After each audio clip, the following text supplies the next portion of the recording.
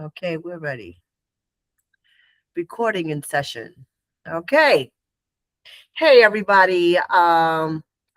This is Marcie de la Paz, and I am here today with Shachena Gibbs with Real Sisters Rising Women Business Association. Thank you for joining us today. Hey, I'm glad to be here. You know I'm always here for you, Marcie. I know. Thank you so much. And we wanted to be able to create this questions and answers session, Q&A session. We wanted to be able to provide this service basically for our vendors and our small businesses and our entrepreneurs that may have questions, of course, about your business. Whether you're just starting out or you're intermediate or you're just up there and you're in leadership or you're just knowing all of these things because of your experiences and of what you've learned. We want to be able to bring these things to you, not just only through markets and events and networking, but of course through these platforms.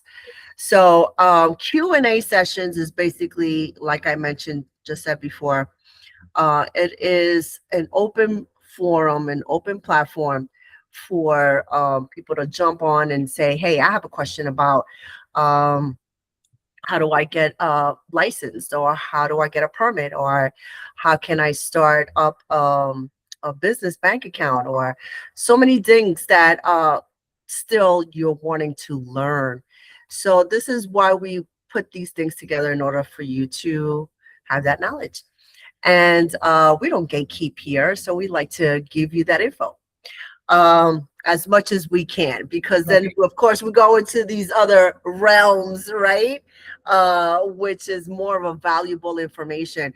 But at least if we're giving you the basics and we're giving you something to move on, and if is something that you feel like is more of an in-depth conversation, then definitely you could always reach out to myself or to Shachena, and we could help you as much as we possibly can. And of course, what our resources allows us to do to help you improve in those areas.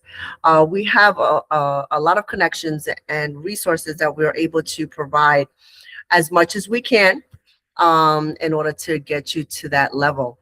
So hopefully, you'll be able to watch this, and whoever jumps online, hey, Right. They're gonna get some good information though. yes, definitely. But we wanted to set it off a little bit as a couple of rapid fire questions, just to get the ball rolling, and see where your um, mentality is at with given this information. So I know, Shashina, you had some questions also that we could start off, and then we can move forward with mine on our end, and hopefully we do get some great people to come on, then we could continue the conversation. Okay, so being that it's just us, right? I'm gonna paraphrase the questions to make it more of a discussion between you and I. Yeah. Well, one of the questions I wanted to ask someone was if they were legally set up, right, in their business. But being that you work with a lot of vendors, um, and you have brought me in to connect with a lot of the vendors, right?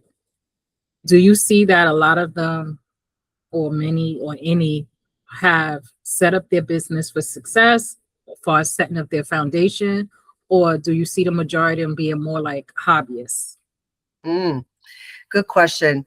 I think from the amount of time that I've been doing events and markets, I've come across so many different uh, businesses. A lot of them, they do come for the first time, which I get very excited for, because it's like, new fresh blood. Right. So we're able to at least see what it is that I want to automatically just analyze, see how they set up, what help is that they need, right? Hmm. But the majority, I would say they're in the middle. I Okay. would say they were in the middle. even the new ones. I think technology allows them so much to be able to research and do a lot of looking up on, events and how to set up a table and how to do these things, that if they listen and they have that opportunity to set up the way they want to, they can look like they were doing it for a long time. But of Mm-hmm. course, you could always spot the newcomers, right? Because it's like, okay, you need a little help here. So, but I would say from the people that I've come across, it's been, I would say in the middle, a little bit in the middle. Okay. The ones I've come across, I would say the same thing because there are some that, they did take those extra steps, whether they went through an attorney or went online through LegalZoom or went through the state. Um, they did take those necessary steps to set up their business foundation. But there were a few that, that they straight said, like, this is a hobby. I only do this on the weekend, or, I only do this for when I'm doing vendor events, right? They don't do it any other time. And some of them was heartening. It was like, it was hurt my heart because they had some really great stuff. And I'm like, this is just a hobby. This is great stuff. I could see this in stores, or I could see you having this online and really selling this stuff. But it's not my business to push them in too far, because then sometimes I don't know what's going on in their lives, right? So they may not be in a position where they can take on that business full time. Right. Or is sometimes when people see how much work it takes, or how many steps or tasks it takes to set up your foundation to make your business legitimate, they get overwhelmed. Yeah. And then they be like, I'm not doing this. And then they end up not doing anything. Because the other thing is, they don't really want to look for help. They want to do it themselves, right? Until they hit a wall, and then they be like, all right, let me get help. But a lot of times people want to just do it themselves. And then they get overwhelmed. They step back. They're gonna go one of three ways. They're either gonna get help, or they're Yeah. gonna do it themselves, try to figure it out, or they're gonna fall back and be like, I'm not doing nothing. Right. Mm, So my hopes is that they don't give up, to continue, because at some point I figure they will either get the help, or they'll figure it out, and they figure it out the right way.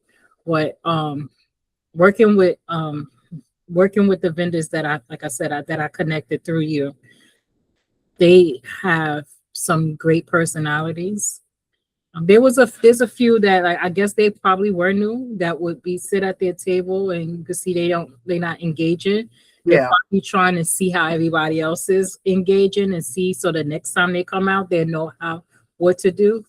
Because some people are not um, the type to just go up to people, just start talking to people, right? Right. Yeah. They can be a little introvert sometimes. Yeah. And there's those others that as soon as you look at them, they're like, come here, come here, come here. Let me tell you something. I got something to show you. Right? They know how to get people coming over to the table. Oh But I yeah. believe the ones who don't, they're watching, they're learning. And then the next time, again, like, I've been to several of your events, I've seen the change in a lot of the vendors, that the ones that's repetitive, that come back. You Yeah. could see the difference, because sometimes when I first went, because I'm an introvert, so I could spot an introvert. So when I see them, they're like, and you look at them, they smile, and that be it. Then the next time you go, they standing up, looking like inviting. Inviting. So that's one thing I would say for vendors. When you at an event, make sure you are, even if you're not speaking, look inviting, so people want to come to you. Because if you look as serious and mean, you look like you just got off a call with somebody and somebody just pissed you off. You don't want to talk to me right now. So I'm Yeah. not going to come over to your table, right? So if you look inviting, like, and even just a smile, people will come to you and talk to you about your business or your services or your product, and possibly purchase something, but Yeah. I think I've come across so many different personalities um doing this type of thing, and you come across all different types of characters. mhm, But those that want to learn will learn. They do ask questions and they see their fellow neighbors at an event and how they're set up. And of course, I always try to give suggestions and try to encourage uh, ways to doing things. If you're part of the group chat, if anybody's part of the group chat, definitely I am always sending suggestions there as Mhm. far as displaying your space. Remember, vendors, when they go to an event, they're renting a store for a day. That's how I see it. No matter Yes. what fee is it that you're doing. So that is your space for the day. So you have to make it as enticing and Mm, yep. pleasing as possible, because you just don't know who your customers are going to be, and what kind of audience you're going to have. So I always suggest to make it where people are going to want to come in and step into your To store, use. Yeah. and be I like able that. to. I like that you do that. Yeah, definitely you have to, because whether because nowadays I've I've been hearing a lot of different vendors as far as complaining about um why is it that they're paying so much an extensive amount of money on fees, and they don't even make their table back, or yeah, there was traffic but I didn't make any sales. Those things also you have to look into, and that is me moving forward into the next step on this conversation, because it does go hand in hand with the first question. Because when you do spend an amount of money, what is it that the promoter's not doing, or the organizer's not doing? What is the vendor not doing? There's a lot of things that are being crossed, right? Mm-hmm. So you, as a seasoned vendor that have been through a couple of markets, you would already know how What? to engage your audience. Someone that is new, and think that their setup is nice, but there's always something that's missing. But you also have to learn and how to target your audience, because you have to do research on the space that you're going to be, where the event is going to be at, what kind of people are going to be there, what is the foot traffic like there, is the organizer promoting the event, so many different questions. And this is why this is a Q&A session, right? Yeah. So Because I want to ask that's you. what that is. I want to ask you. What would be one tip, one way that you would give to your vendors to attract, or like say a new vendor, to attract them to customers so they can at least start getting sales? What would be something that you would recommend for them to do? I would have to really look at their space first, right? Okay, let's say for example, I had a cookie vendor one time, and it was in the middle of July, and yes, it was hot. So, as far as what I saw was cookies wrapped in saran wrap and just placed on the table.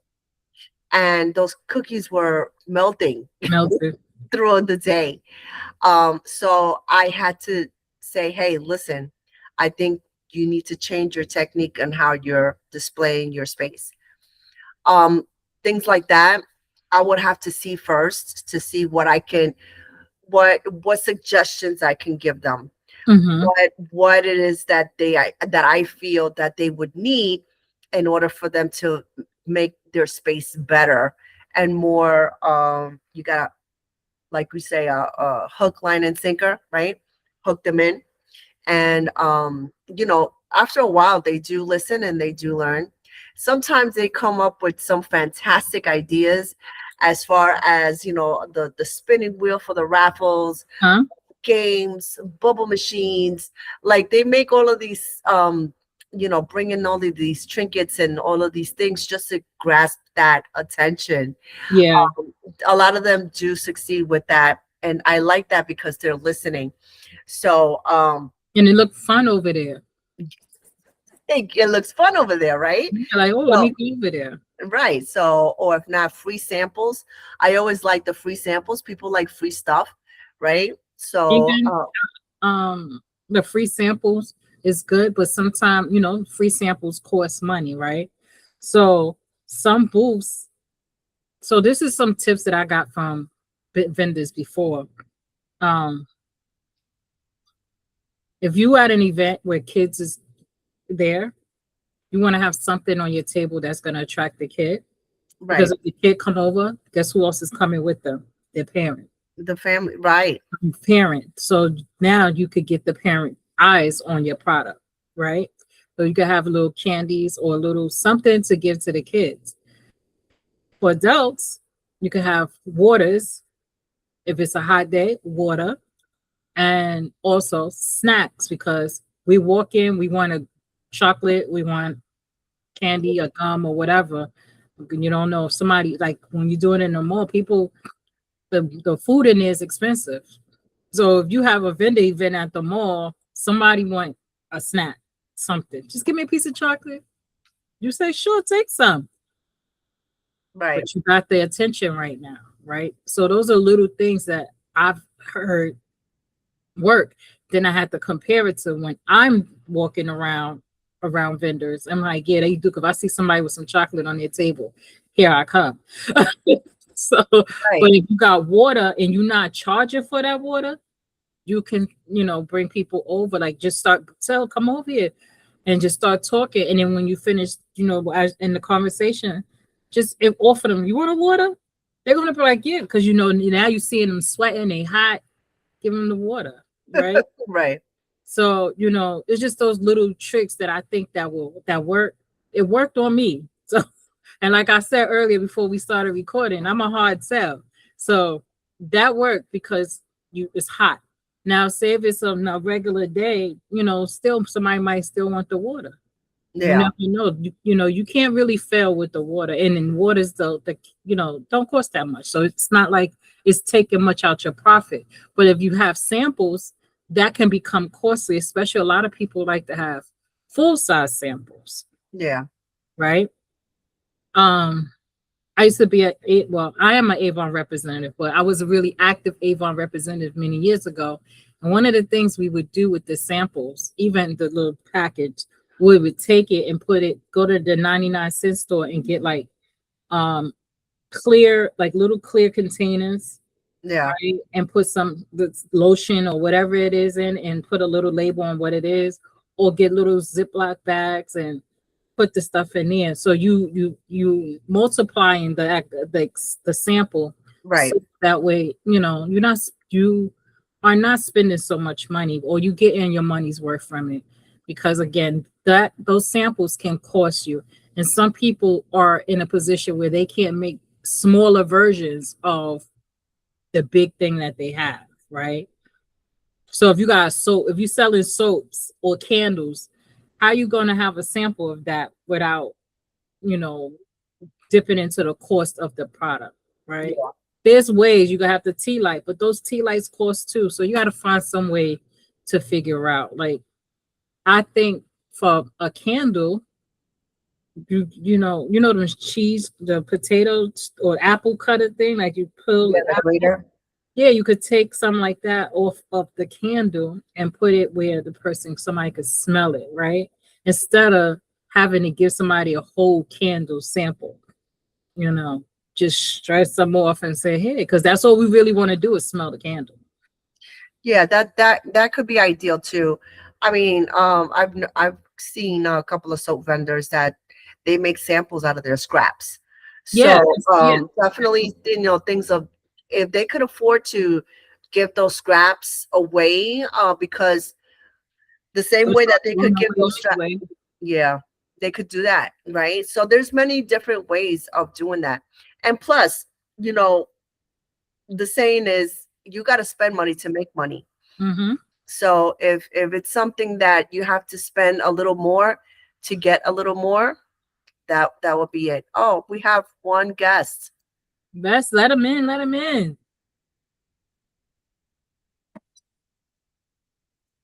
Let's see.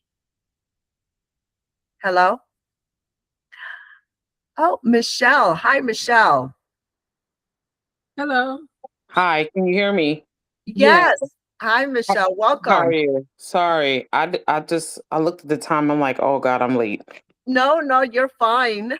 Thank you for Okay, joining. How are you? I'm good in yourself. Good, good. Happy Sunday. It's hot out there. Same, same. It is. I'm inside the house, to be honest. Good, Yes. good. Well, as you know, I am Marcie. Nice to meet you. Nice to meet you too. And this is Shachena How you Gibbs. doing? Hello. And we were just a little started our late ourselves, but we're here. Okay. Is Michelle one have you are you one of Marcy vendors? Yes. Okay. Yes, she's gonna be with us for August 29th. Is that August 29th, right? Or And September? the, And but no, no. September 19th and 20th. yes, so she'll be with us in Queens. So Oh, yes. But what do you? Michelle, go ahead. I was gonna ask, what does she sell? What's your Yeah. business? Oh, so I do jewelry and envelope style handbags. I do stainless steel in 925 sterling silver and gold, and then stainless steel gold and silver, and I do some brooches as well. So Mhm. that's my, and I do all of the, like, it's mainly female stuff. Once in a while I may find like some male items, but I can do find pieces that are unisex, I should say that. Oh, you live in So, Queens? no, I live in Brooklyn. Oh, okay, nice. Yeah. So what's But the I name of your do company? Royal Taji accessories. Gotcha. That's Yeah. nice. Thank you. I'm always talking about silver jewelry. I can't wait to see that jewelry because I am a silver girl. So Yeah. I'm not So, gonna be there in Queens, but I'll visit your website. oh, So you that have part is not up yet. I'm still working on that. see That that's is why we're not here even. today. yes, So yes. I am a business strategist. I am the CEO Mhm. of Real Sisters Rising Women Business Association, and we also have a magazine called Sisters Rise Magazine. But on the strategist side, I help women start and grow their businesses. Like I help them get their formation together with branding, websites, and so forth. Just getting your business in order. Period. Yeah. I'm And already an LLC. I just that's good. I haven't I'm working. I started working with one person with the website, and then that was a complete failure. And now I'm working with GoDaddy, to be honest. But it's just the time, because I do a 9 to 5 during the week too. It's Hmm. the time to sit down with one of the consultants and like really hash out. They did some work for me so far that I like, but because I started to shift and change into because I used to do fashion jewelry and then I changed over everything that's currently on the draft site that is created. I need to take off. So I recently just reached out to them about that. So yeah, it's just time consuming for me, to be honest. Okay. But so far so good. I'm just taking my time with it because it's a lot. Hold on, I'll turn this ear on. How long have you been selling jewelry, Michelle? So I did direct sales for about 10 years. And then in 2022, I branched off and filed for my LLC. So now December will be 4 years, in fact. So yeah. So What company? Oh, sorry. do Go you ahead. do you see yourself something how did this come about for you? And did you wanted to start selling because you love jewelry or you Yeah, wanted to so network? I did I've been in love with jewelry since I was a teenager. So that's kind of where it started. The direct sales thing fell into my lap um because I was looking to make more money or additionally on the side to put some money away from my son's college tuition, which was that was the goal, and I achieved the goal because he doesn't have any student loans right now. Good. Um and so out of that, it was a black owned direct sales company, and I enjoyed the camaraderie and all the things. There's always ups and downs with that. Yeah. But then eventually, as COVID happened and all the things, she decided to closed down the direct sales company, which is understandable. But then I was like, I still wanted to do jewelry, Hmm. not necessarily fashion jewelry. So I eventually did some research throughout that summer. A friend of mine and I did, and we started connecting with different people in the sector that we, researched about, and so to either get items wholesale or whatever the case may be, or having the idea to maybe like create something on my own of like, Mm, and don't get me wrong, the creative side is hard. It's more expensive. yeah. Um, Sampling and all those things. So I just decided not to do that as of right now. Mm, I may do it eventually down the road of like maybe something. Don't know exactly whether it's going to be like a necklace set or something, but I it see. is the creativity, and it's time consuming because you got to make sure your stuff is not duplicated and Right. all the things, and you got to have the paperwork in order. And so I said, I'm not. It's a lot. And It then what I can be. learned from the direct sales company, I basically transferred it over into my LLC and doing my own business. I learned a lot um being in it for 10 years. So yeah, You was that's with kind of, Tracy Lynn? yeah. Mm. Mm-hmm.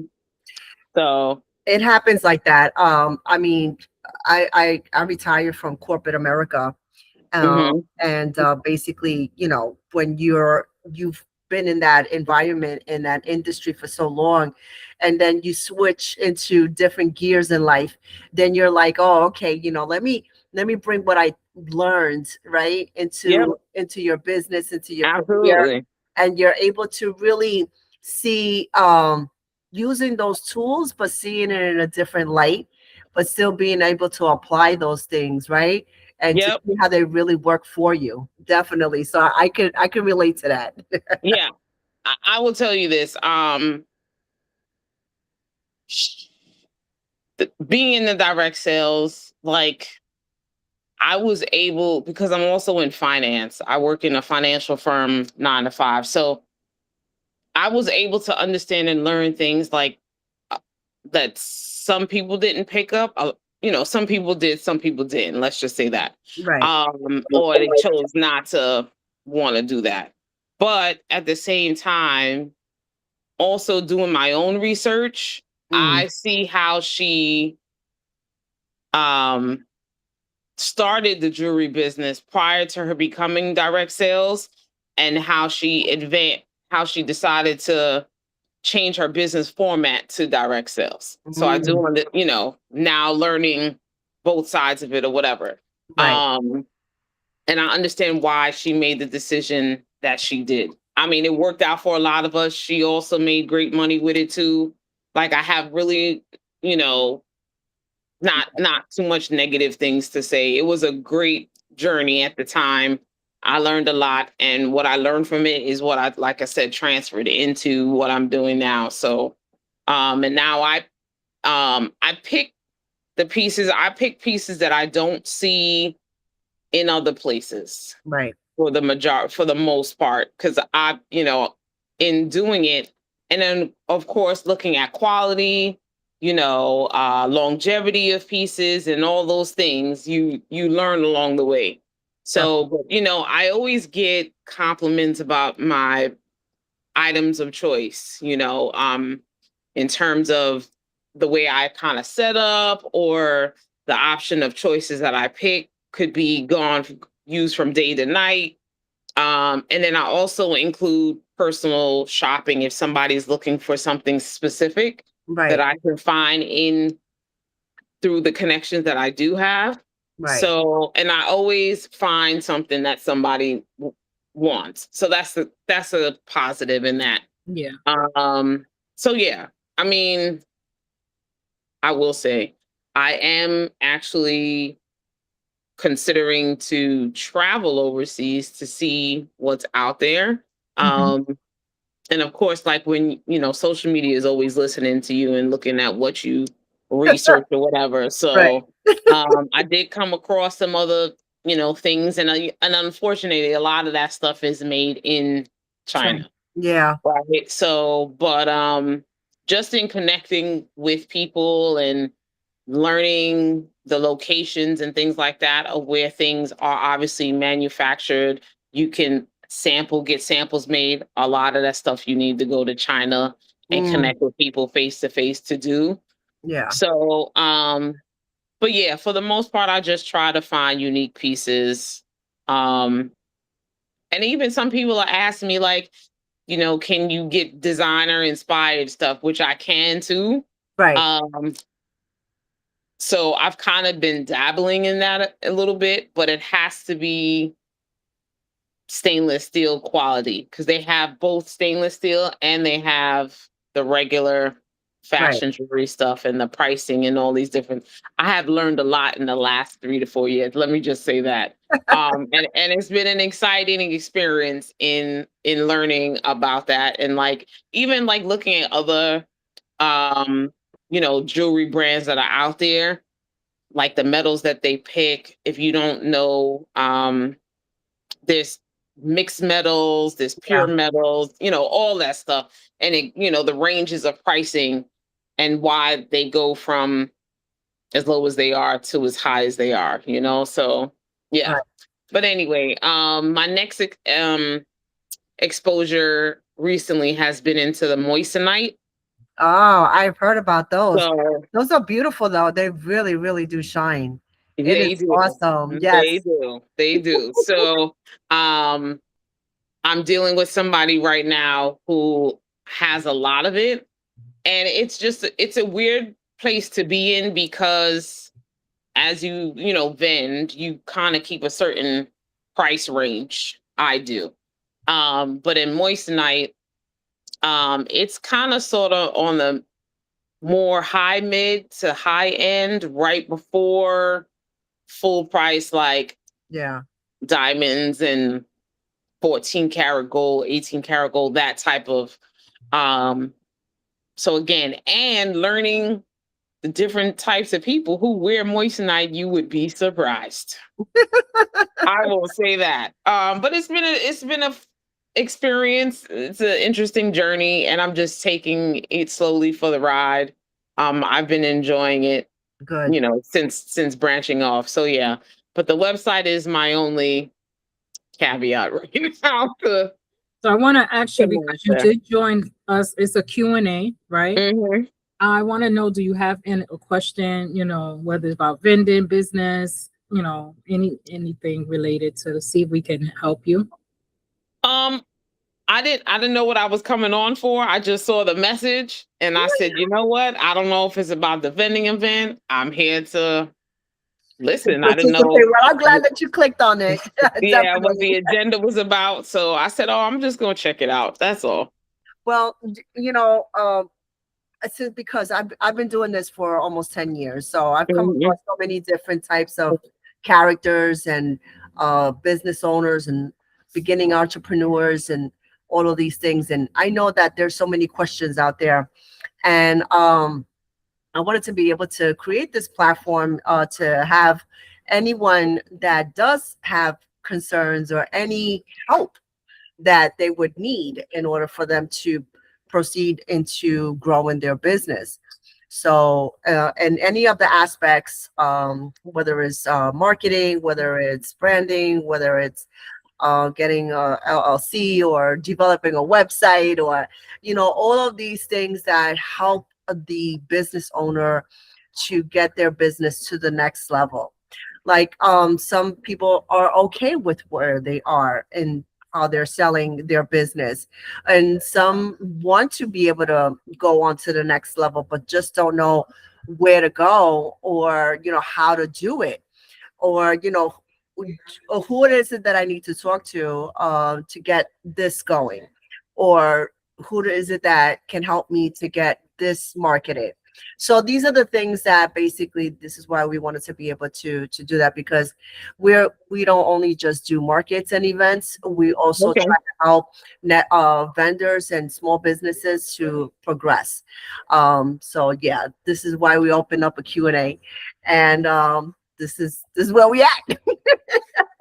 Yeah, no. I think I would say I just kind of try to manage what I have currently right now.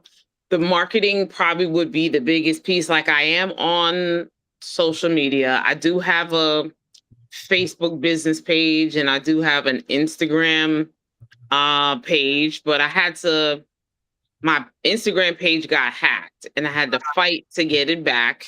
And so right now my Instagram page is private. Even though I have a substantial amount of, followers, but they have to request me. And even with people that try to request, a lot of them I don't know still. Right. Um, and I don't know if that's because like a lot of times, like if you hit, doing the different tags of like explore page or other hashtags, they end up finding me. But Yeah.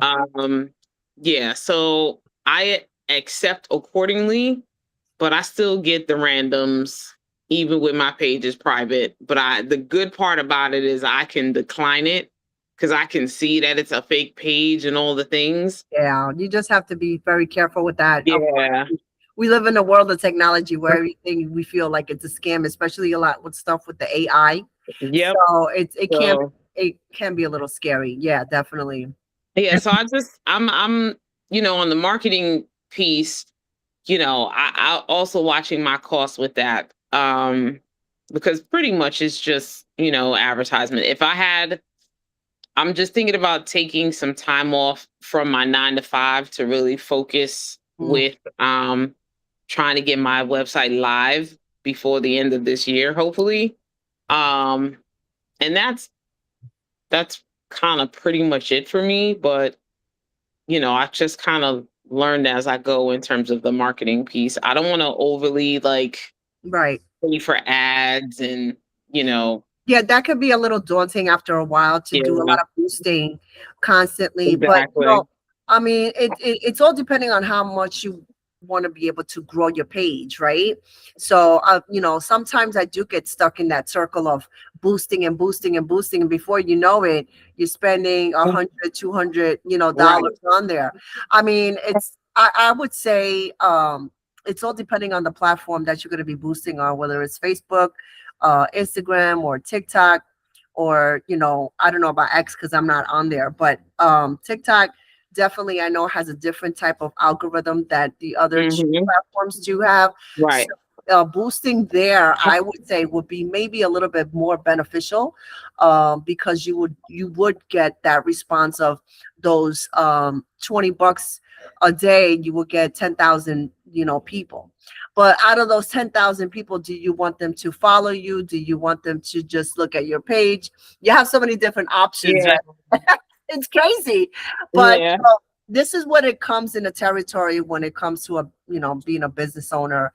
And you really have to say, is this working for me? How long did you do it for you to think to say, this, I did it for 30 days and it didn't work for me, or I did it for 30 days and I was able to gain 10 new followers. So Right. it's all about how you're really seeing it. Because remember, anybody that opens up a business in their first year, they're not going to make that benefit. They're not going to make that money. You're going to always be in the red because you're spending that money to get up there and to be Hmm. known and to say to become popular.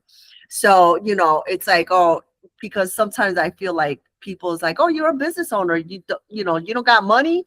Like, no, I'm broke because I'm trying to push it out there. So, and it's all depending on also like the money that you're investing into your business. When you make that profit, when you get a ROI, right, return on your investment, do you put it back into your business? Do you put it back into a budget for marketing? Do you put it back into a budget of materials? What do you need? Right. These are the things that, you really got to look into, and just make it where you're paying yourself, right? But you don't see that money because it's going into these perspectives. Yeah, Because the pockets of business. Yeah. right. Yeah, I wanted to know, Uh-huh. because you have your page private, um, as a business owner, a business having a private page is suspect. I understand that you got hacked, but a lot of people, if you got a private page, it's like, and you doing business, it's So like, I will tell you, uh, I've heard that before, and I still get sales with my page being private. And it's not necessarily, it's mainly, a lot of it is word of mouth. okay, A lot of it is, if they follow me right then and there, I do follow them back. A lot of it is when I do my vending events and I give out my card, I get a lot of calls back just because people keep my card. Um, when I did direct sales, I mainly focused on my Facebook page, not so much my Instagram I was page. So gonna ask now, you that too. Where is your most engagement? Yeah. yeah, so right now it is on Instagram versus Facebook, but whatever I post, it's, obviously is connected from my Instagram page to my Facebook page. And Mm, if somebody is interested in something, they'll send a message to me, or they have my my cell phone, or whatever the case may be, or they'll email me. And that's really, I will say this, word of mouth has kind of been my best advocate, moving from direct sales to even my own business. right. And it's been positive. I finally, 2025 was the first year that I really saw an increase in my sales from You Okay. the know, first 2 years. Go you ahead, know, I'm sorry. having that direct sales background, being in that company, because I wasn't in Tracy Lynn, but Hmm. I was in direct sales and network marketing, but I met Hmm. her before she started her jewelry business, Yeah. and she talked about what she was going to do. So I followed Yep. her journey. I got her book, so I Hmm. understand her practices and stuff. And then I Yep. bought a lot of. Plus, I got a lot of Tracy Lynn jewelry. Yeah, yeah, yeah. So, with that being said, you seem like you took some of those things you did there and you brought into your business. So what Correct. is like one of the main key things that you have taken as far as like marketing, branding, and whatever, and brought into your business practices? So obviously with direct sales, it's more of getting out of the comfort zone and talking to people. When I first got into there, I was terrified to talk to people. Like, you couldn't get me. I had my boyfriend and like my son kind of being like, you know, my pushers, if you will, The to supporters. help. Yeah, they started to navigate and talking to people, and then I would kind of come in, and then after a while, I'm like, I will not always have them there with me, so I had to come up with different ways for me to feel comfortable in talking to people. And during that time of the direct sales, we would practice that. Mm, So no matter what atmosphere you're in, you could have a line or something to say, right? Mhm. So um it could be the littlest thing, like if nobody had a necklace on but they really look nice, and you turn around and say, oh well, you're missing something to add to what you have on, and they'd be like, what are you talking about, right? right. um and then you could say, oh, a necklace, and you can create a dialogue based on that. Or if you see somebody wearing, like you say, you like silver jewelry, I'd come up with something to be like, oh, well, X, Y, and Z, and then talk about silver pieces or whatever. However, the conversation is Right. going, Right. then you find some way to connect with that person. Um, so that has been extremely helpful for me in terms of talking to people in general.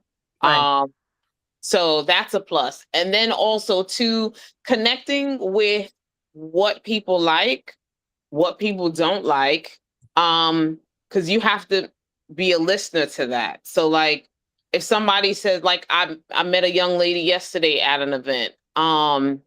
And she was like, I can't wear fashion jewelry, earrings, or whatever the case may be. So she completely stopped wearing earrings. And then Mm, her ear hole closed. So I suggested to her, I said, look, you can go to a 100% pure jeweler to pierce your ear with a 14 karat gold um, earring and let your ears heal right, thoroughly through, and don't rush in terms of putting a piece of fashion jewelry in your ear. You have to see, um, and you have to ask, like making sure. I always let them know my jewelry's lead and nickel free, hypoallergenic. All what items that I have and what metals are made of, because that's another thing. A lot of people say to me, "Oh, I don't want to wear fashion jewelry anymore because it turns." But a lot of times people don't know the reasons why it turned, and I would have to tell them, "Oh, did you use a lot of perfume? Did you do mm, the get ready with me with the body spray and you're spraying your whole, in the that's area of the jewelry or whatever, things of that nature." Um, and so having to share those little notes, um, I'm not one to wear jewelry in the shower at mm, all. Why? Because the soaps and the oils dull your jewelry. right. I take my stuff off. I mean, not so much like the small piercings, but like big hoops or a necklace or whatever, or bracelets. Some people decide to wear all day long in there, with their stuff on. And that's okay. So that's how I changed from the fashion jewelry piece to the stainless steel, because stainless steel doesn't um change if you wear it in the shower. It may dull and tarnish a little bit, but you can shine it up and you keep it moving Right. and you're good to go. Um, so yeah, and also too, in the direct sales piece, in terms of pricing items, that's another big piece that I learned being in direct sales, and how she priced certain things. And I think that's only because um when you're in the direct sales, you get to have like certain private meetings with her. Like if you're at a certain level, you got to be in certain meetings with her. And she would just drop like small little nuggets. Mm, And if you put the nuggets together and you kind of decipher through, you go, oh, okay. So yeah. when I decided to branch on my own, I capped it off because I'm outside. People steal regardless or whatever. Um, but I wanted it to be affordable on the table, whether it's outside or not. Now, if I privately shop for you, then obviously the price can be much higher, um, because I'm looking for the item. And then when I do get it and you're satisfied with it, I do all the things or whatever, and then I price it out for you. Right. Um, so that's another thing that I learned privately in being in the direct sales, is connecting with people, pricing, and somewhat of the talking. Now, the marketing piece, I don't have the creativity talent in that. I don't. But That's where that's you would need help. Yeah. yeah. I mean, I know how to do a quick photo grid, put my logo up, put a piece on, say, hey, it's available. The generic stuff on social media, but like doing like really professional graphics, not so much. Have you Um, ever thought about doing your own catalog, like in direct sales? no, no, that takes a lot of work too. Um, no, my son um said, "Ma, you should try to like model the own pieces." Nope. I am not a 24-hour makeup person, 24/7 makeup person. Nope. I want to put a hat on. Nope. I don't want to. It takes a lot. So, what Right. is your ultimate goal in starting this jewelry brand? Do you My just see you being local, regional, international, national? I don't want to be international. Um, Local is cool. I could do that. From state to state, sure. I travel as far as, in terms of my events, I've done Delaware, Pennsylvania. Eventually, like I said, I may want to do like one or two big conferences where I would have to, get on a plane somewhere. I was just recently talking to somebody about that and what that undertaking would be and the cost of all of that, and then having to make sure we make every single dime back for Mhm. those expenses and plus. Um, but I have the most I've ever, like I said, is Pennsylvania, Delaware. I've even gone as far as Maryland to do some events. So, and I've done events upstate New York, not too far from, um, like right above Westchester area. I've gone Okay. to Connecticut. So I do branch out a little Come to bit. Staten Island. Come on over. I've done Staten Island too. I've done Staten Island. I've done all the 5 boroughs. I've done Long Island. Yeah, I go even deep into New Jersey. So there So was two things I want to say to you. yeah, One, sure. I was just on social Facebook looking to see if we was already friends. Because your name sounds so familiar. And I say, I don't know why, but Mhm. see that Coretta Campbell is a friend Oh of mine. yeah, absolutely. And I know that's who I used to get my stuff from. Okay, good. Yeah, yeah, So I yeah. see you connected to her somehow. That so you were you in her downline or No, we were in Traceland together. We were in the Brooklyn, New York, or the New York chapter. oh, okay, Yeah, yeah, because yeah. We all went to meetings together. We traveled she was to in the it forever. conferences. Yep, yep, yep. And then she eventually branched off to do her own thing. I don't know if she's still doing it because I know she retired from her career job. So, but yeah, I think a number of us out of that brand throughout the states that Mm-hmm. I had relationships with people. Some have done their own thing. Some have gone into other direct sales, because they just love that. Yeah, 'cause she's done it so long. I Hmm. want to bring her up because she's done it so long that she became the brand. It wasn't even about Tracy Lynn no more. Like Yeah. so I Yeah. called her, I used to call her the mayor of Bling City, Yep. right? From when she first started, like oh, it was so long ago. Hmm. We never even although we knew she was doing Tracy Land, Hmm. we connected her to just selling jewelry that was always about bling. Correct. Because one time Same. I did like a photo shoot or something, and a conference. Both events, she came to style me with the Yep. jewelry, with my outfits. So doing stuff like that, she branded herself. It wasn't about the Tracy Lynn. So Hmm. when she moved to a different company, it didn't even matter that it was with a different company Yeah. because she branded herself as the bling queen or the queen of bling, but I call her the mayor of Bling City. So, so that is one of the teachings that Dr. Lynn did. She wanted us to brand ourselves in whatever way, um, in relation to the love of bling, like you said, because I had a love of bling too. And basically, and I hate to say it, I don't want to say Tracy Lynn was the backdrop, but they were in the front and the back, if you will. And Yeah. we had to frame ourselves around that. So that is correct. So one other thing I want to say, I don't know if they did this there, but I used to Hmm. be active in Avon. And Okay. one of the things we did was, well, I'm not gonna say we, I did. Nobody told me to do it. No matter of Hmm. fact, it didn't come from Avon eventually. I was a legal shield representative when it was Okay. still Okay. Yeah. prepaid legal. So what we used to do, we call it long distance packages, right?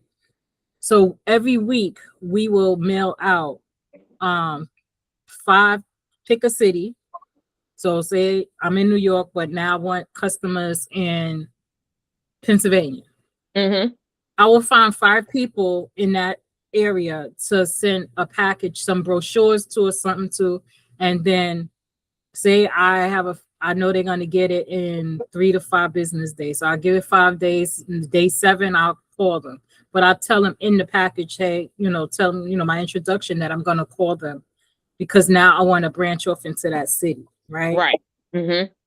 So then when I got into Avon, I would do the same thing and just mail off brochures with some samples in a letter. Someone that was in a jewelry company was a different one. I told them to create like a postcard, or you could write a letter. So if you don't have a catalog, because they was doing it, no, they branched off to their own, but it wasn't Tracy Lynn they left. Create a postcard with samples of the jewelry and a letter introducing yourself, or even if you know the person, write in the letter why you are sending this. We did With that. with your QR code or your website. So now they can go to your website or your social media and look into it further. So it's just basically like, even sometimes we forget, like everybody's not on social media, Right. or everybody's not on social media browsing, right? Correct. So if you people tend to think that nowadays that nobody want anything physical, everybody want everything online, which is not true. I was just talking to people about this, about business cards.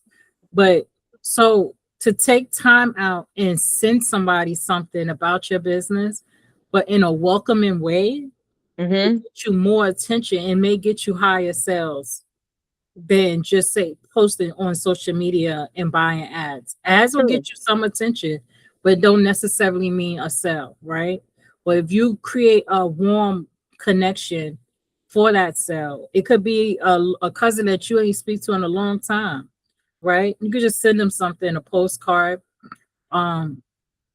If you had like the little hoops, the little circles, some people just send them little hoops. They real tiny, right? To somebody they know personally, just to give them something. Say, hey, can you refer me to some? Because I just started my jewelry business or something like that. But just to expand outside your or target audience. Well, the interesting thing is, most of the contacts that I made in Tracy Lynn, a lot of their information is still active. Good. And again, a lot of people may message me on Facebook Messenger. Like, I did an event with somebody during Tracy Lynn, I don't know how many years ago, probably 5 or 6 years ago.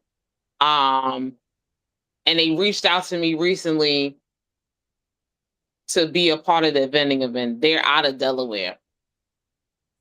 I haven't talked to this lady in more than 5 years.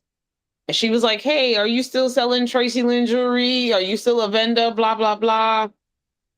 I'm having this event if you're available, but I would love to see, if you're not doing Tracy Lynn, I would love to see what you're up to and, share whatever the case may be. So I ended up calling her.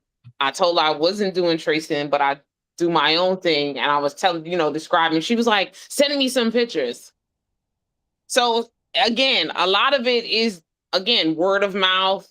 The relationships you had already built. Exactly. The rapport that you had in the environment, just your personality or your connectivity at the time during the event and all those things. That's what people remember about you. And maybe, and also too, my email hasn't changed much and things like that. So, the email list that you with a email provider company. I did with Tracy Lynn. I used to use Constant Contact, but then I canceled it, even though I still have a lot of those people's email addresses, but I canceled Constant Contact after a while. I just didn't keep it. But do you connect with them through email? No, because I don't have my website up yet. I don't even want to. No, so it's just basically, like you said, word of mouth and social media. For right now. Yeah. When I get my website officially up the way that I like it, and pictures, I have I have a lot of professional pictures of the items that I currently carry. But just depending on how they upload to the website, I may have to get them redone again or whatever the case may be. So that part is the easy part because my son helps me with those pictures and things like that. So I don't have to pay anybody to do that part. But just getting it active, getting the shipping company to make sure it all connects and how the payments come to me and received and all. Those are the 4 components that I need to work on and actively getting my website done and ready to go. So, What do you uh, expect? I'm sorry. What do you go ahead. expect once your website comes up and you have it designed in the way? What is your ideal budget to spend on? Oh, because these websites, they, because I have to pay for my website every month, right? So services and you saying you're using GoDaddy as far Yeah, as. so I pay for the full web design, the full maintenance of the website. I pay for my domain. I pay for my customer email address. I pay for like four or five different things. Um, in the, what do you call it? Package. Package? The package that GoDaddy has. And I've compared it to like Shopify and all that. They're pretty much the same in cost. Yeah, It's pretty not that much. much different on an annual scale. It's about the same price. Yeah. So for me, I just stuck with GoDaddy. It just makes sense because everybody's like, well, why don't you move to Shopify? But the problem with that is I started off with Square. Mm. So I found somebody, like I said, who said, "Oh, I can, do your website in Square," and and she did a Uh. horrible job, and So I was just not happy. let me Mm. share Um, the difference between all of them. I don't have a Shopify site because I don't yeah, have that type of business. hmm However, I had a friend who had was selling T-shirts, and I hmm set up a Shopify site for her. The difference is it's not the cost. The difference is with all those companies, with the type of business, Shopify and Etsy, they have a marketplace where they yeah, promote your business. yeah, The yeah. other companies don't. I'm That's okay the with main that. difference that's with them. Um, like GoDaddy is not that's they not in a marketplace. Correct. Square is really not a marketplace. Square is Right. really a merchant service, Dashboard. Yeah, yeah. right? So Shopify's that's what they're known for, is to have that marketplace where they market to you. If you go to Shopify, you go to shopify.com, you look up jewelry, All of. all the jewelry people is going to be there, just like Etsy. I And didn't want that. I didn't want that. To okay, be very honest, I don't want that. You wanted Um, something that you can control, right? correct. Yeah. Correct. Yeah, because I have GoDaddy too. I mean, I don't have items there to sell. Most likely it's just a big old information center what Creative for You Artist Market is about. And of Yeah. course, because if you when you go onto my website, there's not really anywhere where a vendor could pay their fee there, right? Because that's another whole different process as what me and you went through, of course, through email. Because if I was to have that open, then I would have double of or triple of the same vendors, right? So has, Okay. there has to be some type of control there. So I'm able to do that. Um, but it's all according to how aesthetically pleasing you're going to build your website. Because I get a lot of slack from this lady right here on the screen side, because she's always saying, let me get into your website, let me redo it for you. So it's a little bit of a control thing because I can't but be you that know, way. But right now with a do you use AI, Michelle? I am starting to use it. I'm mm, not totally You can create expert a in AI it. website with AI in minutes. I've I done don't, test yeah, I'm not, websites for people. Like even if it's just like if you like just need something really quick, right? I will tell you this. I don't like the cartoony look. I I'm gonna agree. be No, honest. but the cartoony look is it's not it's what it's you got to know how to do it.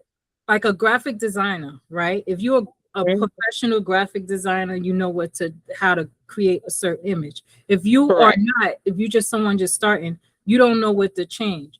The thing with AI is a lot of people who are not creative is using it to be creative, and but somebody who's a little bit more experienced will notice certain differences, right? Or if you knew, you just happy that you got a pretty flyer opposed to what you've been creating. That's why I don't like knocking nobody, because you don't know, like that flyer that you say, oh, it looked like this, that just made them $200 Yep. because before they didn't have a flyer, right? I But just the did more experienced ones, if you look mhm. at it and say, hey, I don't like it looking like that, you can tell AI not to look at it. There's So on my demand, yeah. pictures and stuff on Facebook and social media. A lot of people think it's real. Marcie, Mhm. Yeah. she thought some of my pictures, she know me in person, and she thought my pictures was real, and it wasn't. And it was just Yeah. me taking time out to just keep on messing with it, because it had me skinny, it had me married, it had me doing, you know. That's the thing also too, and learn about AI, because in finance I work with the AI chief officer at my job. And so you gotta AI is a great tool, but you have to curb the tool that Yeah. it does not go haywire. Um, I just met the young lady I just did her event with. She did all of our posts in AI, and um, the way she did them was fantastic. I was actually blown away. I don't remember what AI thing that she uses because there's so many, but she did mention it to me. But I did tell her, I was like, you gotta kind of show me how. And she was like, yeah, I can definitely, give you some tips in terms of that or whatever the case may be. But my whole thing is it has to be, if I'm going to use AI, and obviously we're not going, AI is not going anywhere. And one way or another, is going to end up being incorporated into my business. Yeah. It just has to be, for me, still as natural as possible. I hear you. No, I agree with you on that because sometimes I don't like the cartoony look. Mm-hmm. Definitely. Sometimes I tell it to do either like a 3D type of thing or just Right. realistic. So you do have to use keywords with those things, Correct. or those type of And things. I just want to show a sample what I did through Sure. Canvas AI, a website that I just one of our friends, her name's January, she's a financial professional. Mm-hmm. Her business card or postcard image that she used online, just these two things. And Okay. I use that, I uploaded to Canva, the AI, to create a website. You could do the same thing in Chat GPT. Right. And I create this was created in like seconds. I'm gonna say under a minute, but you could also like look at it and be like, no, change this email address or change Yeah. this or add this link for booking or whatever. But I'm gonna just see. Let me see. Okay, I'm gonna just share my screen real quick. So while she's looking for that, what was your goal today? What is it that you wanted I, to I was maybe? just open to see what the meeting was about. I thought you were planning to talk about the events coming up. Okay, we Um, could talk about and that like, too. yeah. Is this the But picture right here you talking about? Yeah, yeah, let me see. I'm trying to figure out how, like, do I go? Okay. actually, I'm glad that you mentioned that. I'm sorry, Shachena, Michelle. Once I'm gonna do a full virtual meeting with all of the vendors Okay. before the event. So, but this was not it for today. This was just basically for um small businesses and entrepreneurs that wanted to ask questions about their business. So my question is, where do you see yourself within the next 5 years in doing this type of business? So I will tell you this. I'm taking it year by year. I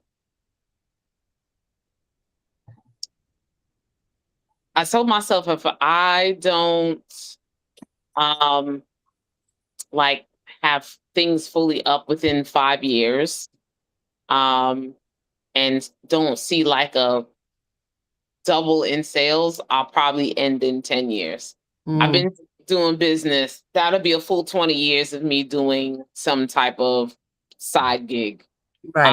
Um, and I'm okay with that. I don't plan to take this into my retirement age because when I retire, I want to travel even more. Hopefully, my sons will have kids by then, or Mhm, whatever the case may be. right. Um, but hopefully, in the next 5 to 7 years, like I said, um, I don't. I'm not planning for my business to be millions of dollars. I don't, That's not your goal on that. yeah, that's not my goal. What My if it goal, happened though? I mean, if it happens, great. I'm not knocking it. Right. However, I'm being realistic with stamina, health, family, time, the whole bit. I Right. love being outside. I love being in, different elements, meeting people or whatever. But traveling and putting up stuff, taking it down, it does take a toll over from time to time. Right. So that is one of the reasons why I want to have my website up as as I travel and I can tell more people about it.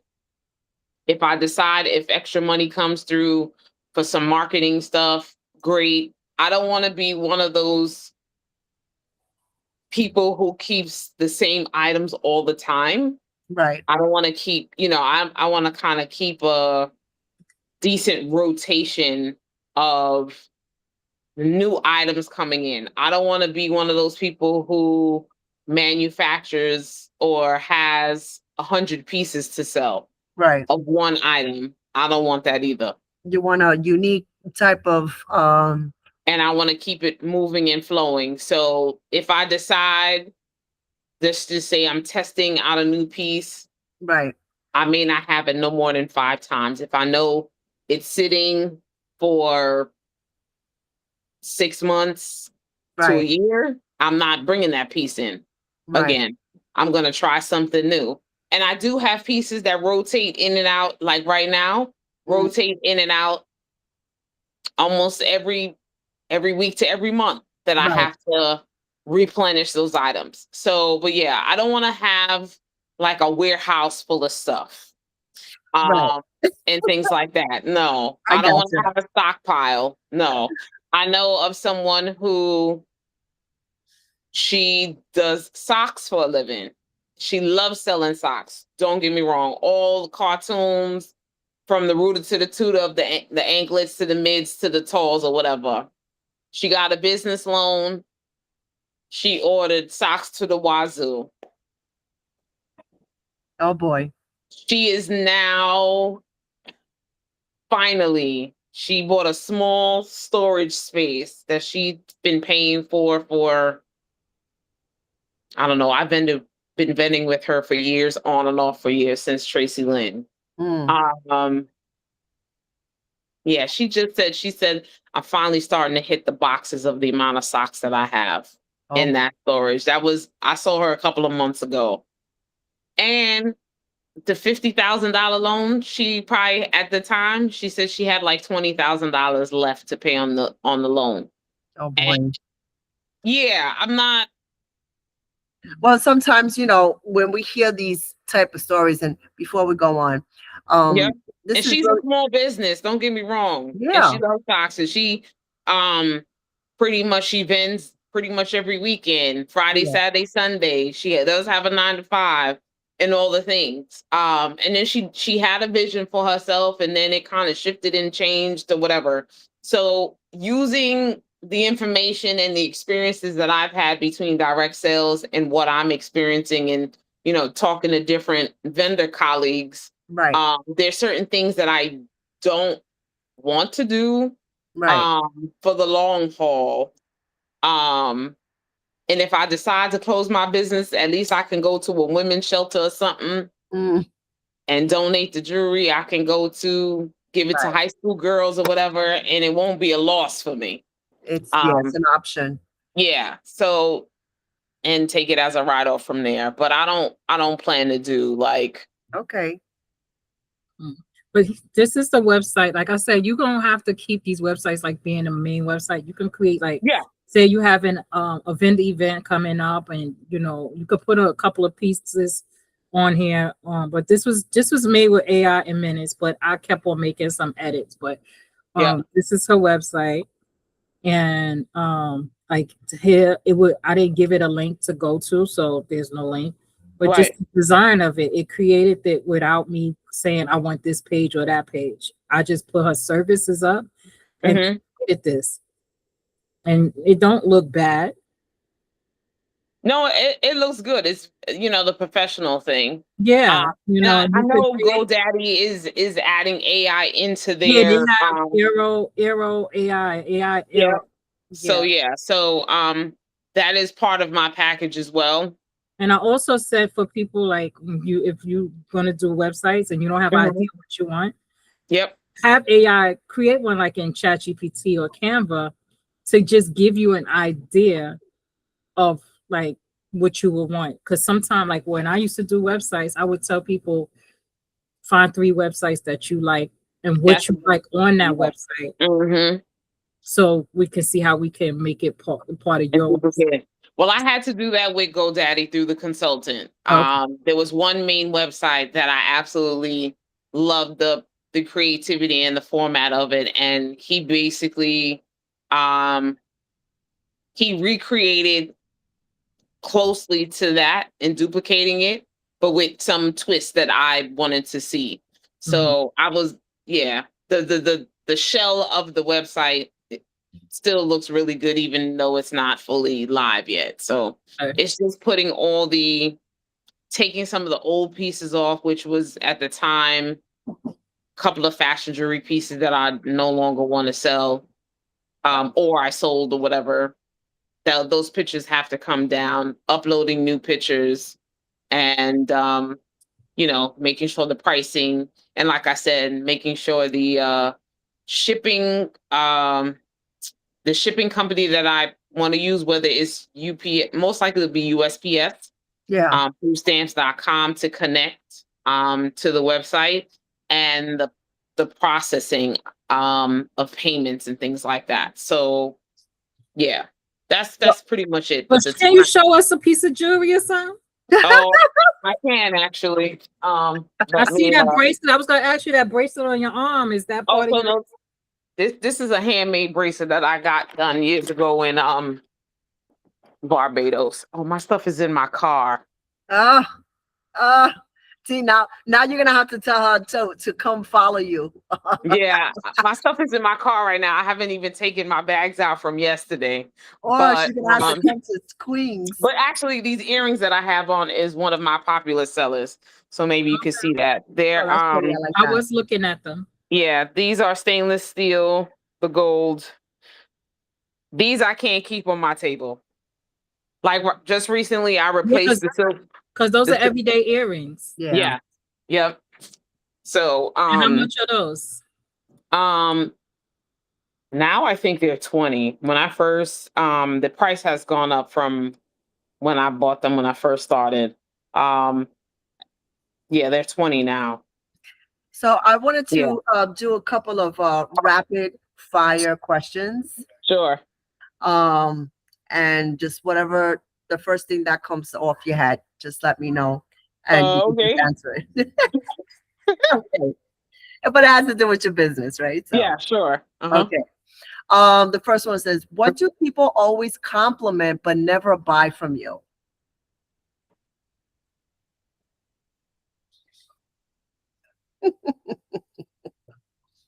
Compliment but never buy. You're like, "Oh, I love this," but they just walk away and they never get to buy it, or "I'll be back for those."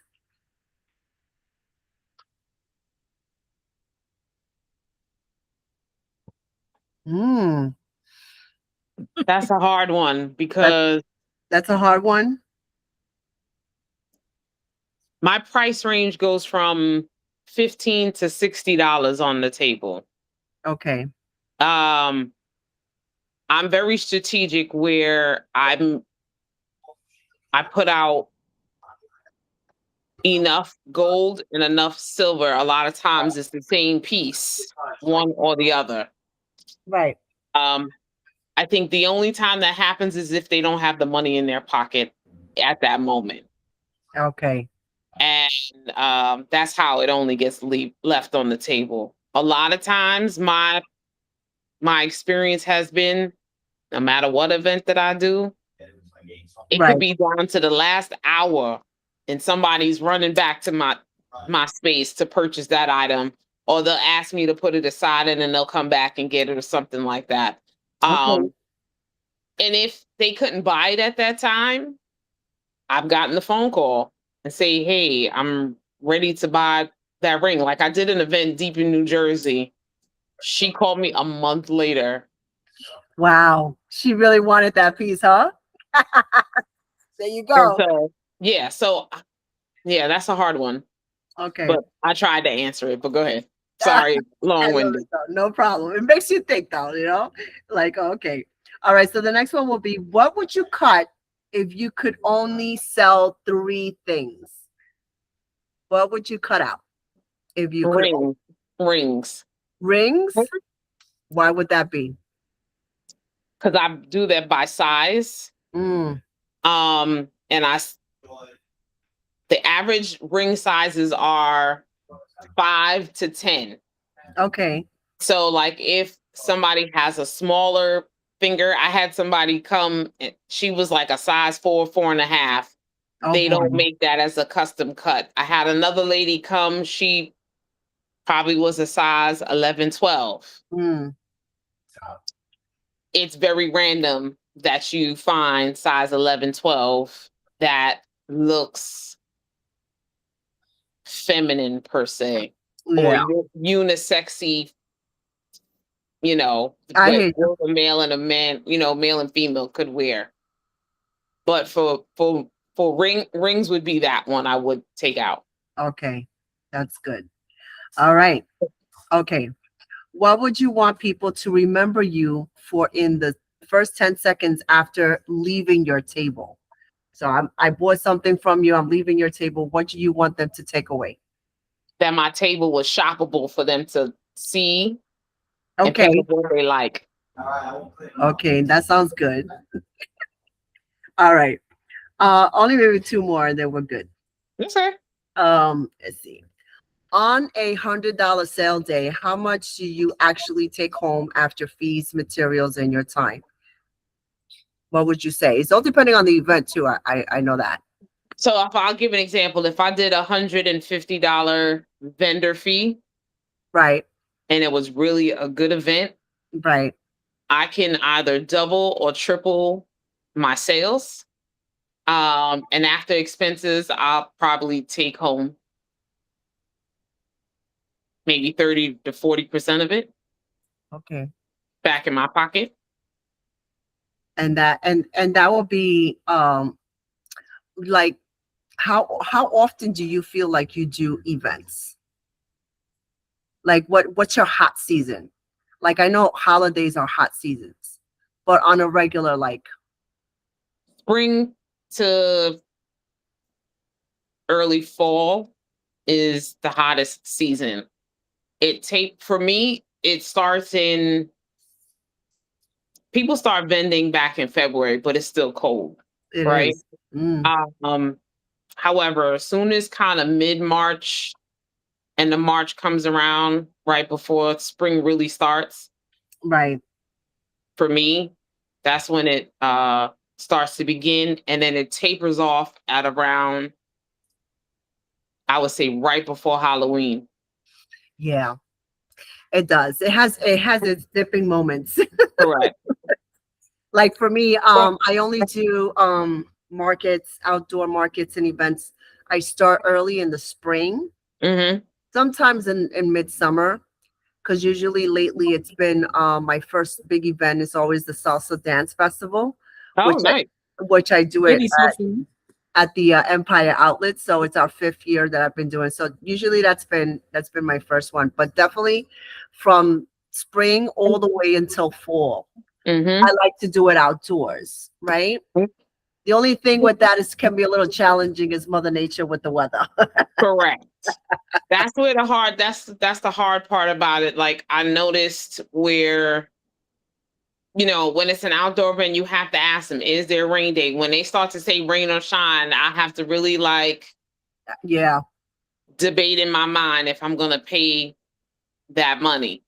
Um, and then it kind of starts to pick up literally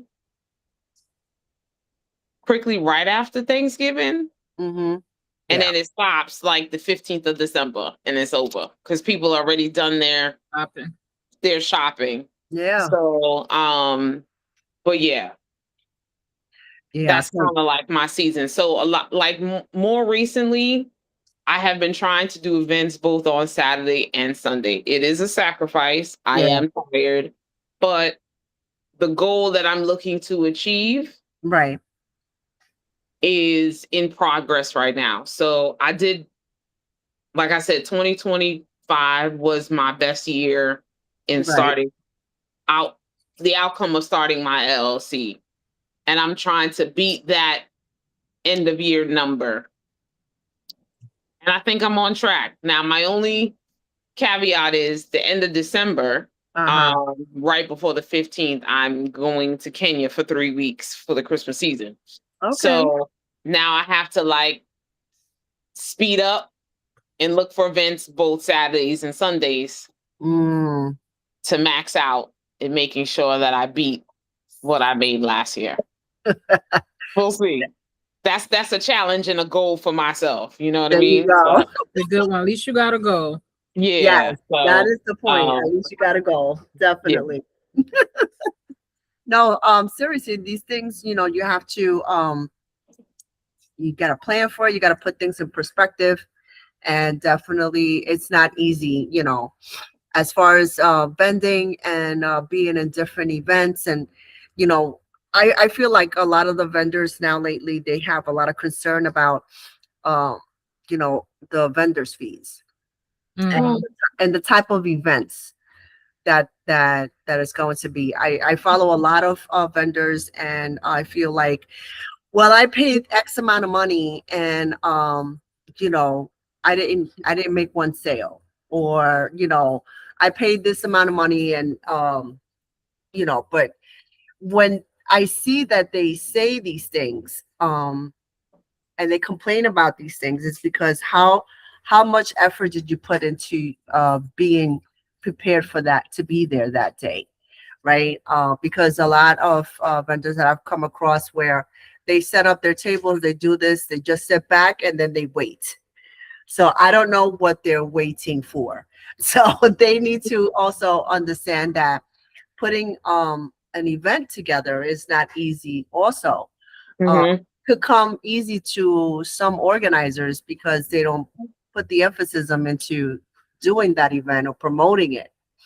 I have learned throughout the years that that is the one thing that you do have to bring, is the foot traffic, is the promoting, is the advertising, is the making sure that people are signing up and they know and they're seen.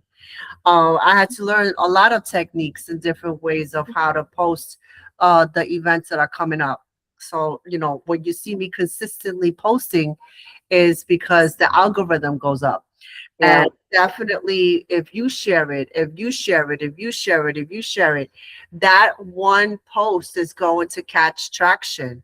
So a lot of vendors, they don't have that capability to understand, hey, listen, let me share this, right? Or they don't. That's why I encourage all the time that the same way that I'm trying to promote it, please share it, because it's not benefiting They me. gotta comment, like, and share to make Yeah, it. but it's not benefiting on for me. It's really for the vendors Yeah. that need to bring also and work in their customers, their clients, their people, their audience, their family members, their friends. Hey, I'm going to be here at this event today, or I'm going to be here next week. Come and check me out. There's a lot of vendors that I have come across that have a lot of clients and a lot of customers, and they come to those events. And those are the things that you want to be able to work together Yeah. as, because I'm gonna be working with you, Michelle. I'm gonna be with you the whole day, right? So some organizers, they just set up and they leave, they bounce, they don't care, and they'll leave you there. Then they'll come back an hour before it's supposed to be breakdown time, and don't know what the hell happened throughout the whole event. Oh, So, I've never had that experience. That would be oh bad. yes, that was it. It can be bad, and Mm. I have been a vendor myself, and believe me, I have gone into other people's events as well. So I was able to see how other people maneuver and set up and plan out their event. And there are a lot of hiccups, a lot of mistakes, but the majority of the time I do work on my own. Um, Mhm. and I don't have like a whole team behind me or anything like that. The majority of everything is done through me. But because I've I've been trying to get her to get a team. I know I'm trying to get it to you. Yeah, I mean, listen, It's if hard. people freely want to volunteer their time without thinking that they're gonna, get a paycheck or whatever, Yeah. cool. Um, But they have to want to do it, you know? right. One thing I could say about outside looking into Marcie's events, because I don't vend. Okay. I come in and I'm basically consult the vendors. Okay. Gotcha. Um, Marcie has a system, Mm-hmm. and I like that her system. And the other thing is that I like with her vendors is a lot of them build community amongst each other. Exactly. And And they share events. and then when the new people come, you can tell who's like, I'm gonna call it veteran or seasoned Yeah. with her, but they kind of helped others. Yeah. That's Yeah. Then the that's next what we time you do. go to We help each the other event, out. Yep. the event, the people who look seasoned nowadays is grown. And Mm-hmm. if you say anything to them, they're gonna compliment Marcie so much. They put her on Right. this pedestal. It's come to the point that Marcie was like, nobody, I don't know nobody out here. I'm kind of new to Staten Island. Okay. So as I'm going to events and stuff, and everybody asks me, "Where's Marcie? Where's Marcie?" Right? I know That's these just people, me. girl. Somebody else will come in, and somebody else will ask that person, "Is Marcie coming?" Somebody else will come in. Like I went to a sip and paint before it even started. I called Marcie. I said, "You coming here?" And she's like, "Oh no." I said, "Did you tell people you were coming here?" Said, "No, I had about 8 people. But no, by the time I called her, it was like 3 or 4 people. By the time Uh-huh. the event was over, about 8 people had walked in and said, "Is Marcie coming?" I don't even know. I was like, what's going on? Are people talking behind my back? What's going on? Everybody looks for Marcie out here. She's made a name for herself with these Self, right. vendors. And not even just vending, just because she worked with so many vendors and different types of businesses, they look at her as a resource. Right. Who do you know that could do this? And who you know could do that? But I don't care what room you go into and you bring up Marcie's name, it's always something good. That's People are good looking for her. credibility. People are looking for her to be there. I don't care what event it is. They expect her to be at every event. That's great credibility because that means she has a solid following. People support her as the vendors. They're going to pay the vendor fee no matter what she says the vendor fee is because they know that they'll make their money back. Unless, like you said, the weather decides to not be nobody's friend, where people don't, right? Right. People know they're going to make some type of sale, make their money back, It's the invite people to the table because of Marcie. it's the whole experience, and it's The whole fun. experience, right? She I try brings to a do lot of that. people, And thank you for that, Shachina. and she But checks on everybody. I try to do that. And Because I seen try to, events. yeah, I try I've to seen treat events people like the that. way they want to be treated. You know, Yeah, exactly. you And want to that's be, that's that's the good reputation behind that. yeah, And you are right where you do vending events, and again, you exchange information. You see people post, they say, "Oh, hey," you'll send a message to you. "Oh, they're looking for vendors. See if you can get in or whatever." And that's how you start to see some of the same people you vend with, throughout your time of vending. But yeah, that's really there's a community of that if you're kind enough and one are willing to help and share. Some people are gatekeepers. They don't like it. If they get a good event, they're They ain't telling. gatekeeping. They ain't sharing. I know. Believe me, I've been through that. But the thing is, like I said, it didn't happen overnight. Right. These Took things, some time for sure. yeah, you have to build upon those things, right? And you want to be able to build a good repertoire with, especially among vendors. Because one Yep. thing I learned, vendors do really talk to each other, and they really find out about who is who.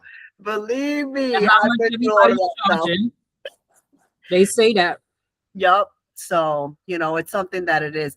But we're almost coming to our time here. Okay. And I want to say that Thank you so much, Michelle, for jumping on here. Anytime. And definitely, and I'm excited to see you in person soon. And I'm going to be also putting out a link for all of the vendors that are going to be participating for the 29th. What to expect, what not to expect, what to bring, and all of these things. If anybody has questions about the space, and Where things. is your event on August 29th? If I wasn't booked, I would have done it. Sorry, I'm But hungry, y'all. that's August okay. 20, That's okay. August 29th is going to be at the Alice Park Mall. Okay. Okay. Yeah. So we're doing the back to school there. And then of Okay. course the September 19th and the 20th is you're gonna be with me there. Right. So Oh, so But you going that's at both of last them both is Altus. Queens? huh? Out. Both of them is Queens? Yes. Yeah. Both of them are queens. I'm doing 3 days market So I might series end up there. coming out one of them. So yeah, definitely. And then we're coming back to Staten Island in October. Well, And keep me then posted for the October one. I'll come to Staten Island for that one. you're gonna Yay! come? Yeah. Yay. Well, I just I have updated the nothing going website. on in October, so yeah. Okay, good, Mhm. definitely. We're doing October 3rd, just to give you that heads up. Oh, I think I'm available. Hold on. Okay, so definitely, and we are doing an early bird vendors fee. If you book it before September 1st, it is at a reduced rate. Okay. But I just updated the website. So if you want to go back into the website and you go to the upcoming events there, that you'll see everything that's coming up. So we are planning also for November and December. We're going into New Jersey. And then we're Okay. also planning all the way as far as into February. Are you gonna do Okay. the holiday market again? The night Yes. market? So for the holidays, I'm looking into December 6th. Oh Um, wait, I'll be here. Save me for that one too. okay. Because I'm leaving to Kenya on the 11th or 12th. So that December 6th is the last that weekend is my last hurrah Okay, for let me the double year. check. Hold on. December. Let me tell you, that's another thing about her vendors. They convinced her to have a holiday market, a night market. She I didn't hear have that. she had no plans to have. She was done for the season.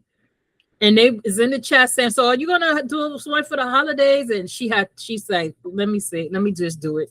And she And luckily I was able to find the space fast. Because of course the people that I know out here that they were able to accommodate me for it. So I was like, let's do it then.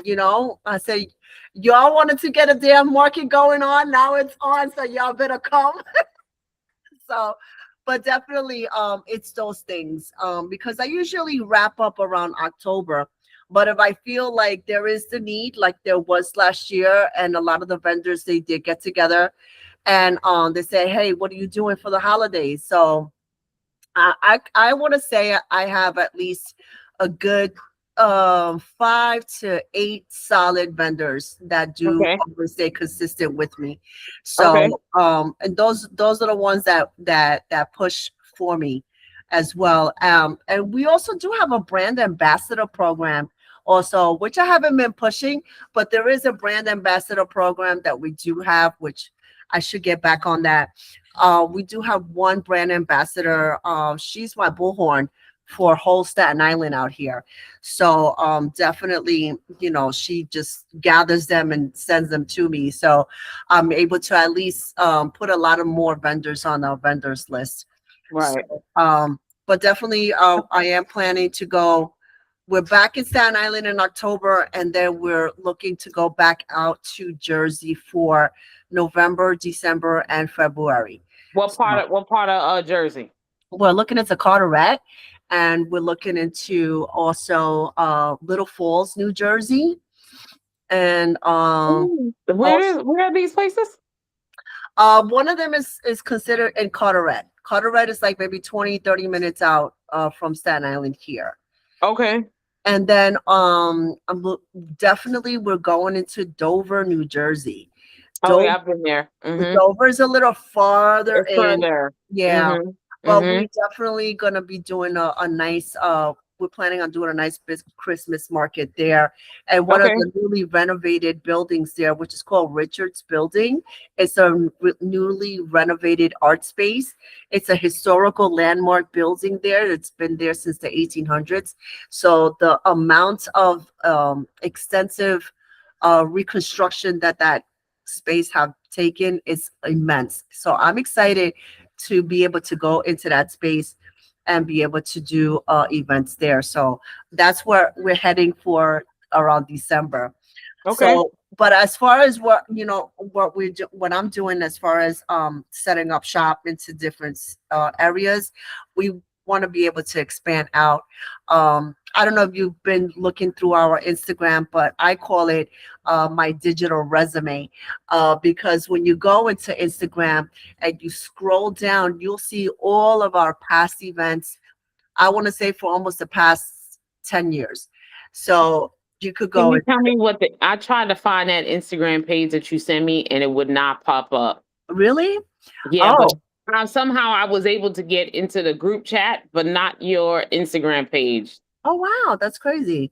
Tell, Um, tell, tell me the page again. it's called Created for You Art Oh, okay. MKT. So it's Created for You Art MKT.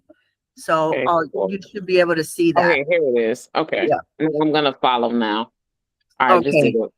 Yeah. So you'll go in there, and my page is open, it's public Yep. because Yep. Yeah. people just go in there and they'll see. And definitely you can see all of our past events there. I try Yep. anytime I do a live viewing on Instagram, I do save it and I keep it on the Instagram so people could see Okay. that the event was in real time. So definitely. But like I said, I've been teaming up with Shachena for like the past 6 years, being able to provide services and things of that nature for small businesses and entrepreneurs. We've come across so many different wonderful business owners. They're still in business, they're not in business, whatever the case may be. We want to be able to provide that platform to everyone. So, but I'm excited when people do come on because we do have so much resources that we want to be able to provide for everyone, especially for our minority women in business, right? Yep. So those are the things that we like to also help out with that. But like I said, this is we're coming to the end, and but this has been great, Yeah. and I'm going to give. I don't know. Can you put your information, Shashina, in the chat so she's able to see also your website, and just in case after this call, if she has any questions I in was the gonna future. ask her what's her Instagram. It is ROYALE_TAJI. Hmm. Say it again. ROY Mm-hmm. ALE ALE. underscore TAJI. IG.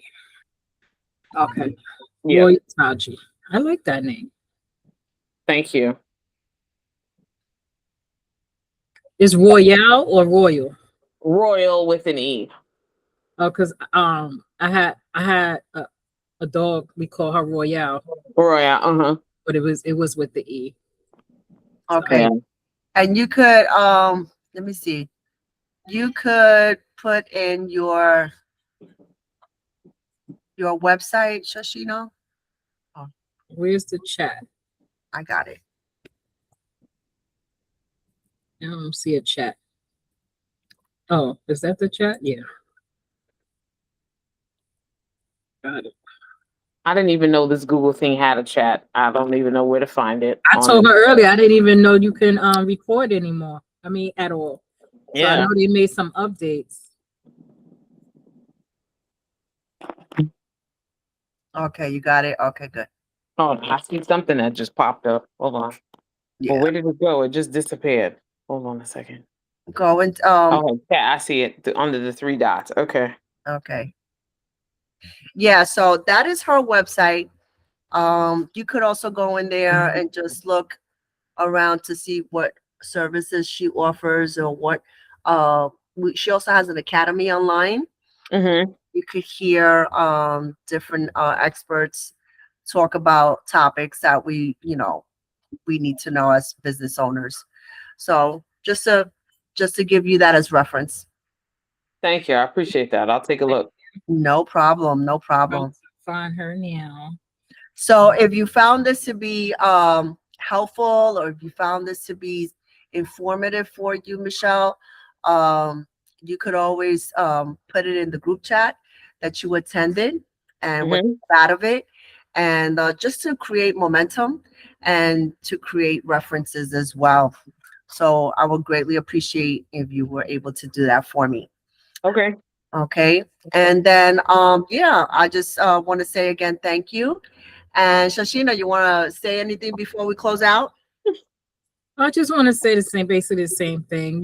It was great having you on, and then you are from my point of view, you're very knowledgeable about your industry, which is um important in business with our world of AI and artificial Yeah. intelligence. A lot of people don't know who's real and who's not real anymore.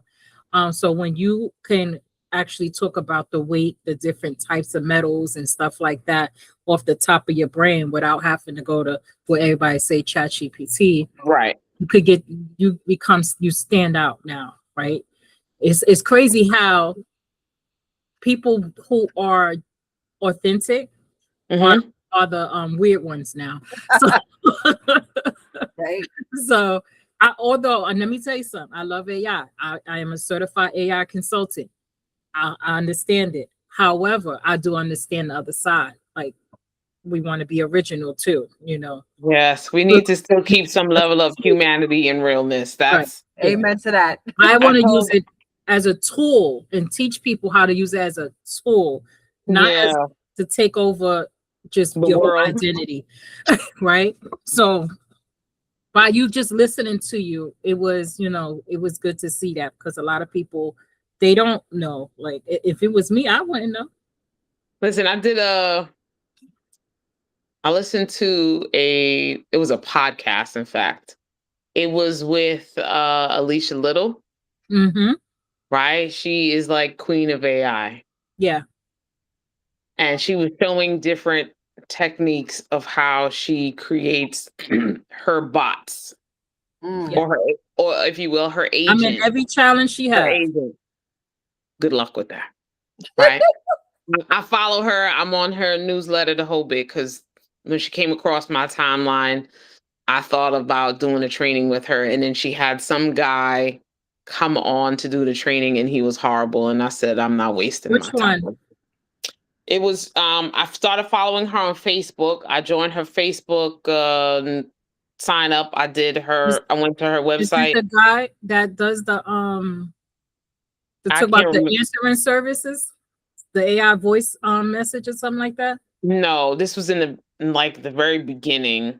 Oh, I don't know. This is almost a year. It wasn't even a year ago. Yeah, it probably was last year sometime. But yeah. anyway, I I think it's didn't. Huh? it might have been him. Yeah, When I he go don't know. But on, anyway, I log off until I think he's finished. yeah, it turned me off. Let me just say that. However, I watch a lot of podcasts that she does, or like if I see anything that she's talking about. So she made an agent for herself, and I felt like the agent, she put all these things into the agent to create something to give to, I think it was for a presentation or something. And I'm saying to myself, I understand you're supposed to have it connect to you, kind of make it personal for you. But when you give in really, really personal information, you, the agent can go and run off and do whatever. It's bad enough that our private and personal information is on the black web when we just generally shop and things like that. I just don't want it to take over the level of humanity. If it can help, yes, right? And how we navigate, because even some of the information that AI provides is not accurate. And then you still have to look through it and fine tune whatever it produces Right. in terms of keeping the accuracy, the fact checking, all of these things. And I'm like, there's no way a company is going to fire 500 people for AI to take over, and then Mm, the AI takes over their business, and you're dealing with people's personal contact. Yeah. Anyway, I I know. digress. I Well, I digress. gotta say this: as much as we try to I don't save want our, to avoid it, but it has to make much sense as and work yeah, with as people. much as That's we all are I'm saying. avoiding or try, or much as we want to save our privacy, is we can't. We could try. We That's what could I'm saying, but it try. makes it We can worse, though. try. But That's what I now, think. like you Gmail, right? They got AI. You Yeah, already yeah, know yeah. that they're all in your business already. They're all in your You business already. can change Exactly. the settings and all that, but they already got your information. Yep. Yeah. Now, Yep. so Yep. one Yep. person, I forgot who she was, but what she did say, I seen her on TikTok, a little clip. What she said was, if you're going to connect your Chat GPT or AI service provider Yeah. to your email, create a separate email Yeah. for that. With like, say, like your email, you don't exchange your social, your address, your phone number. Create a new email where that information is that there. There's just more things to remember. There's Yeah, more it things is, to but monitor. it Yeah. It's is. just, But if you are a person who feels that you need that in your life, yeah. Yeah. yeah, take an extra step to protect yourself. But if that's not you, you don't have to do that.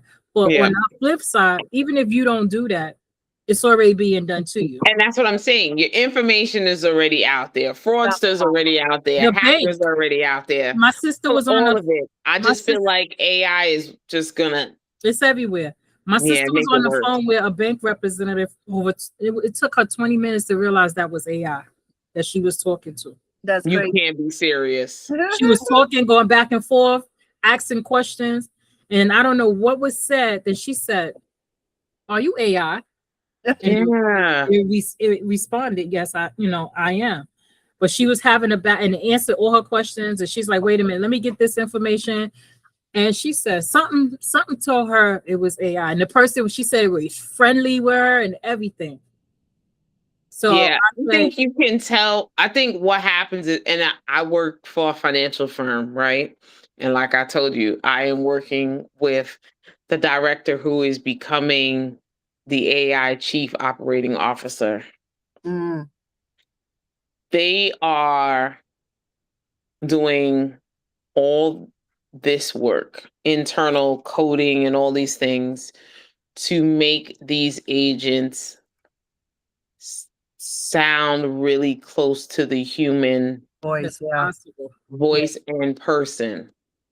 And I told him, I said, I get that you're trying to get rid of customer service or whatever the case may be.